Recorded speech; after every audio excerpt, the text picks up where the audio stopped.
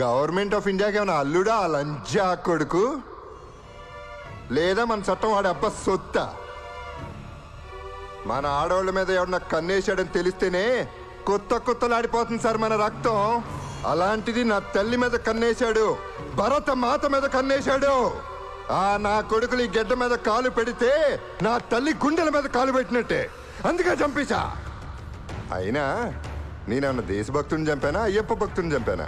ఒక పాకిస్తాన్ టెర్రరిస్ట్ లంజా కొడుకుని చంపా. ఆడనే కాదు, తప్పు చేసిన లుచ్చా నా కొడుకుల్ని మా స్టేట్ లో కూడా చాలా మందిని చంపా. ఏం పీక్కుంటారో పీక్కోండి. అయినా ఉరిశిక్ష చేసి మీరు పెద్ద పీకేసాం అనుకుంటారు. నేను హైకోర్టులో అప్పీల్ చేస్తా. అక్కడ అదే శిక్ష పడింది అనుకోండి, నేను సుప్రీం కోర్టుకి వెళ్తా. అక్కడ కూడా ఉరిశిక్ష కన్ఫర్మ్ చేశారు అనుకోండి, రాష్ట్రపతిని క్షమాభిక్ష అడుగుతా. సదరు రాష్ట్రపతి గారు అవునా కాదా అని ఆలోచించి చెప్పే లోపల నా తొట్టి కిందకి 90 ఏళ్ళు వచ్చి పైకి పోతా. ఆ తర్వాత మీరు పీకేదేంటి, నేను చూసేదేంటి? ఇదే కదా సార్ 173 మంది ఇండియన్స్ ని కిరాతకంగా చంపిన హసబ్ గడికి మన ఇండియన్ పీనల్ కోడ్ ఇచ్చిన ఫెసిలిటీ. వాడు మన భారతీయుల్ని చిన్న పెద్ద తేడా లేకుండా కుక్కల్ని కాల్చినట్టు కాల్చడం మనందరం టీవీలో చూసాం. అది నేనే చేశానని వాడు గర్వంగా చెప్పుకున్నాడు.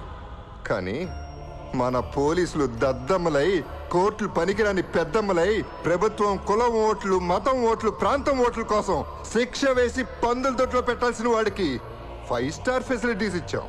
అది చాలదని చెప్పి వాడి తరపున వాదించడానికి పబ్లిక్ ప్రాసిక్యూటర్ కూడా మనమే ప్రొవైడ్ చేస్తే ఎక్కడ మండాలో అక్కడ మండదా, ఎక్కడ కాలాలో అక్కడ కాలదా?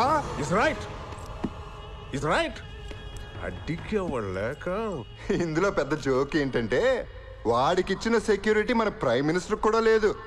పాపం అయిందే ఉందిలేండి, after all prime minister of India. కానీ వాడు టెర్రరిస్ట్ ఫ్రమ్ పాకిస్తాన్. అందుకే వాడి నుంచిన బాంబ్ ప్రూఫ్ సెల్లు ఖరీదు 6 కోట్లు. వాడికి ప్రతిరోజు సెక్యూరిటీకి అయ్యే ఖర్చు 8.5 లక్షలు. పట్టుకుని 2 ఏళ్ళయింది. ఎన్ని 100 కోట్లు? ఆ డబ్బంతా ఎవడమ్మ మొగుడు సొమ్మో కాదు, మాది, మనది. రిక్షావాడు, కూలీవాడి నుంచి ప్రతి భారతీయుడి దగ్గర ట్యాక్స్ రూపంలో వసూలు చేసిన డబ్బు. అన్ని కోట్ల చెత్తనా కొడుకు ఖర్చు పెట్టే బదులు తుఫాన్లో నష్టపోయిన రైతులకి ఇచ్చుంటే వాళ్ళ ఆత్మహత్యలన్నా తగ్గేవి సార్. అట్లీస్ట్ మన ఇండియన్ ఆఫీసర్స్ కి మంచి బుల్లెట్ ప్రూఫ్ జాకెట్లు ఇచ్చినా సంతోషించేవాళ్ళం. మన సిస్టమ్ చెడిపోయింది సార్. మన సిస్టానికి మానభంగం అయింది. అది తీవ్రవాదులో ఉగ్రవాదులో చేసింది కాదు, అవకాశవాదులు చేసింది. లేకపోతే మనకి దరిద్రం ఏంటి సార్? నేరం చేసినట్టు బెయిల్లో విడుదలవటం ఏంటి? కింద కోర్టులో శిక్ష పడితే పై కోర్టులో నిర్దోషాన్ని వదిలేయటం ఏంటి? కింద కోర్టులో న్యాయమూర్తి కాడా? బఫూనా?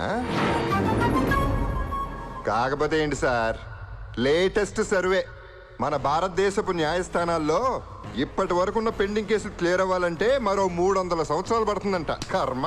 మన చట్టాలు ఎలాగే ఉంటే ఇండియాలో క్రైమ్ రేట్ ఆగదో. మన పాపులేషన్ పెరుగుతున్నట్టు పెరుగుతూనే ఉంటుంది. బయట దేశాల్లో లాగా దొంగతనం చేస్తే చెయ్యి, రేప్ చేస్తే అంగం నరక్కాలి, యాసిడ్ పోసినాడి మీద యాసిడ్ పొయ్యాలి. ఇవన్నీ లైవ్ టెలికాస్ట్ లో చూపిస్తే తప్పు చేయాలనే ఆలోచన కంటే ముందు భయం పుడుతుంది, ఉత్స పడుతుంది. విన్నారుగా వాడేం వాగాడు?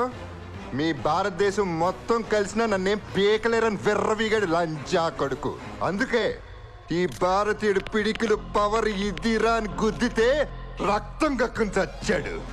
ఇలాగే ఎవడికి జరిగిన అన్యాయానికి వాడే తీర్పించుకోవడం స్టార్ట్ చేస్తే సార్ ఇంకా మీకు హాలిడేసే. కోర్టులన్నీ గొడవలుగా అద్దెకించుకోవడమే.